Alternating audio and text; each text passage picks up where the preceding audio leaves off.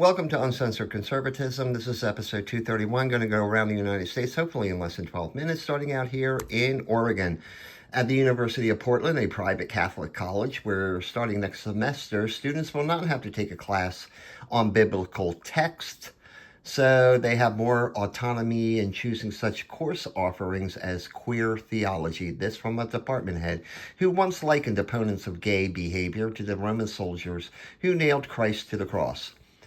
Professor Peter Aronella of UCLA in Crazy, California, recently took to X to call for the military to violently oppose the Trump administration. The post has received over 222,000 likes since. This is the same professor who said that Trump may be the Antichrist previously on social media.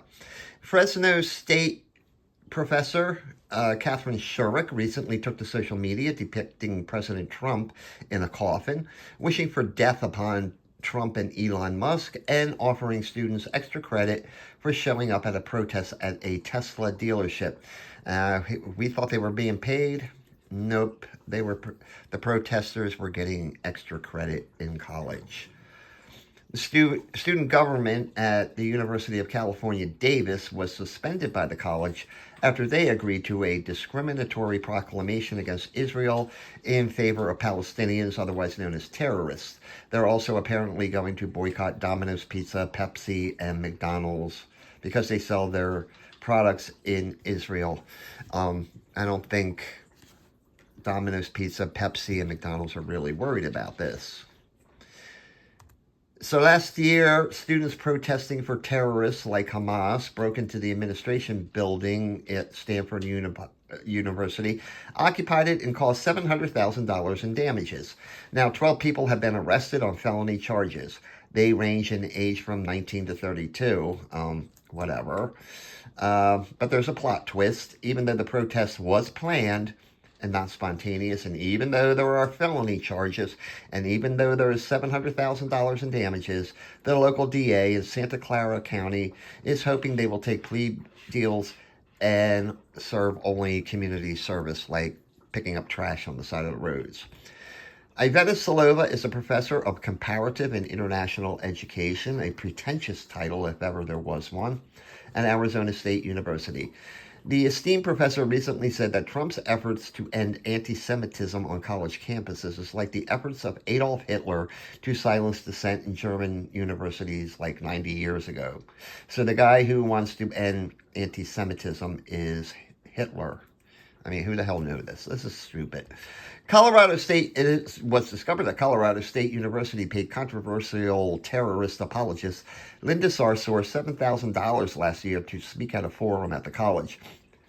The payment included round-trip airfare, lodging, and a dinner. This anti-Semitic piece of trash with a head wrap gets $7,000 from a university, but Ann Coulter is banned from campuses. Yeah, left wing, tell me how much you value free speech. All right, so this is Liam Van Tam Wen, a transgender activist who goes by the name Alyssa. Liam, call me Alyssa, attacked Turning Point USA members at a tabling event at the University of Texas in Dallas. Attacked the conservative group's members by swinging a bike lock, injuring one. They were arrested on felony assault charges, and hopefully they end up in a male jail.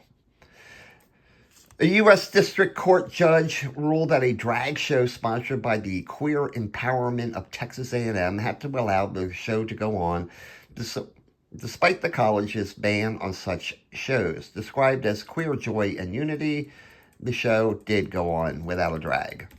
Meanwhile, at the University of Wisconsin in Eau Claire, Professor Jose Felipe Alvergue of their English department was placed on administrative leave after he flipped a college Republican informational table at the college, which begs the question, why are these leftists so full of rage?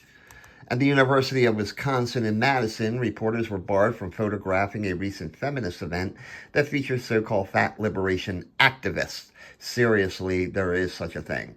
This is Kelsey Foster, a university librarian, who had a presentation called Fat Girl Glossary. There is also some railing against the tyranny of the body mass index. No word on whether food was served here. Students at the University of Minnesota are lucky that they can now take a course where they can learn about gay and transgender medieval saints in a art course. Apparently, medieval Europe was more diverse and intersectional than originally believed. In other words, world history is being twisted to conform to a progressive worldview. Also at the University of Minnesota, aspiring kindergarten teachers will now re-envision their role by focusing on such things as gender ideology and social justice. Maybe they should focus on things like the alphabet, learning some basic addition, and what a triangle is. Better yet, maybe they should teach kids how to tie their fucking shoes, flush the fucking toilet, and cover their fucking faces when they fucking sneeze. Indiana University officials will not say who will pay for over $250,000 in damages by pro-terrorist demonstrators last year. More importantly, they're not saying if anybody's going to jail. This is Adrian Migueles, a sophomore at the University of North Carolina in Asheville, running for the Student Senate. He recently attacked a campus pro-life group setting up a table on campus. For some reason, Mr. Migueles has to post his pronouns as he, him. He supports abortion through all 9 months for any reason, and I kind of doubt he's ever going to get anybody pregnant. Likewise, a pro-abortion activist, not shown here, attacked a pro-life group's informational table at Virginia Commonwealth University. Now, here's the thing. This pro-abortion activist is a friggin' lesbian. She will never have the need of an abortion. In fact, most of these pro-abortion people look like lesbians and will never become pregnant. And it seems to be a trend, but the University of Richmond is offering a queer Bible course. It will be taught by Professor Rhiannon Graybill, a professor of, you guessed it, gender studies. She also wrote a book about the, quote, unstable masculinity of Hebrew prophets. Previously, the Supreme Court had ruled that race cannot be considered for college admissions. Left undecided was the military academies. West Point and the Naval Academy held firm and used race, but the Navy announced that they will no longer consider race for admissions to their academy in Annapolis. So thanks for following the law there, Navy. Catholic University in D.C. has, for the third time, denied an application to recognize Turning Point USA, a conservative group. The school says they're not in a position to recognize any more groups and that the existing groups satisfy political discourse. A spokesman for Turning Point USA said the university likely feared facing backlash from liberal groups. Students at Georgetown University broke longstanding policies and protocols, and students will now vote for whether the school should divest from Israel. 16 of 28 campus student groups decided to put the resolution to a vote without any public input.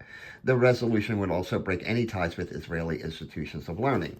Elsewhere at Georgetown, several students were escorted out of campus buildings before taken to the nearby streets to protest the Trump administration's revocation of student visas, describing them as abductions. This gaggle of cloth-headed weirdos, enough said.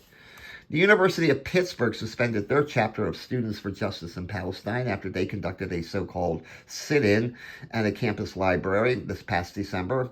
They brought signs and chanted anti-Israeli slogans and had to be physically removed by police. This marked the fifth major college to suspend this group. Maybe expulsion should be next. Pro-terrorist demonstrators shut down an appearance by former Israeli Prime Minister Naftali Bennett at Princeton University when someone pulled a fire alarm and protesters screamed obscenities at the former Israeli leader. Now, it shouldn't be hard to identify these morons and kick them out. Pro-Israeli journalist, was found not guilty of any crimes for a protest at Princeton University last year. David Pigaro was filming the protests and the university's slow response to clear a building on campus of pro-terrorist demonstrators. The sad part is, this dude was charged with anything in the first place. Officials at New York University advised foreign students not to travel abroad during spring break, lest they not be able to get back in the country. Sorry, but if you're a foreign student from NYU, you don't get to fly to Cancun, pour water on a busty co-ed in a wet t-shirt contest, or do belly shots of tequila off of her. I'm not making this guy's name up, but Mamadou Tal, who hates, he's a student activist at Cornell. He hates Israel and America. He sued the Trump administration for violating his civil rights, but dropped the lawsuit and self-deported. So good riddance. Ali Wong, a PhD candidate at Columbia University, recently wrote that the administration's arrest of Mahmoud Khalil is a fine example of white Christian nationalism in the United States. Yeah, no, sorry. To prove how goofy Columbia is, several anti-Israeli students chained themselves to the school gate as prospective students were visiting the school. Well, that ought to make an impression. Meanwhile, back at NYU, they're hosting and promoting an event for decriminalizing sex work, especially for black trans women, which I assume are black men dressed as women, which would make them black homosexuals, right? The event featured Victoria von Block, who has worked in the black trans entertainment field, otherwise known as pornography. Remember, parents, this is what you're sending your kids to learn.